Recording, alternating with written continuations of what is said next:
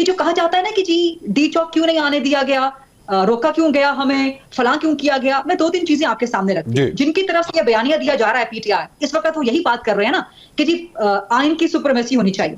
تو آپ کا آئین کا آرٹیکل نمبر 5 ہے جو کہتا ہے کہ جی loyalty to the state and obedience to the constitution and law, this is the basic duty of every citizen, number 1.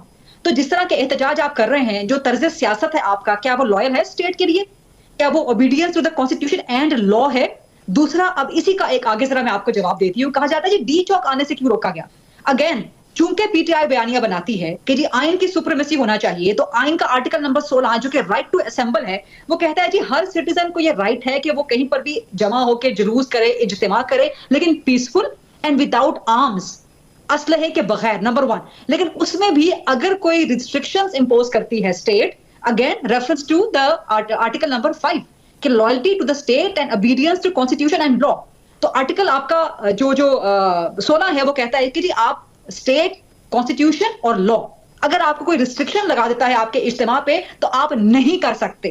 تو ڈی چوک جب یہ بائی لا کہہ دیا گیا کہ ریڈ زون میں ہے, دفعہ 144 نافذ ہے, لا ہے نا, آپ کو لائل ہونا ہے اسٹیٹ کے لیے, آپ کو کانسٹیٹیوشن کی اور لا کی obedience کرنی ہے. آپ کہتے ہیں نا آئین سپریم ہے پی ٹی آئی, تو جب آئین آپ کو یہ ریسٹرکشنز لگاتا ہے تو آپ کیوں نہیں مانتے؟ میٹھا میٹھا ہپ ہپ کڑوا کڑوا تھو, آئین کی جہاں پہ آرٹیکلز آپ کی مرضی کے ہوں گے وہ آرٹیکلز آپ اڈاپٹ کر لیں گے, جہاں پہ آپ کی مرضی کے آرٹیکل نہیں ہوں گے آپ کہیں گے جی ہم نہیں مانتے. تو یہ کس قسم کی منافقت ہے؟ میں ذرا ایک آرگیومنٹ کمپلیٹ کر لوں, صرف ایک جملہ آخری.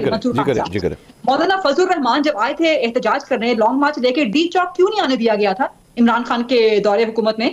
کیوں نہیں آنے دیا گیا تھا؟ وہ بھی کہہ رہے تھے نا اس وقت کیا ریزننگ تھی. بلاول بھٹو جب لانگ مارچ لے کے سندھ سے نکلے گئے تھے, ڈی چوک کیوں نہیں آنے دیا گیا؟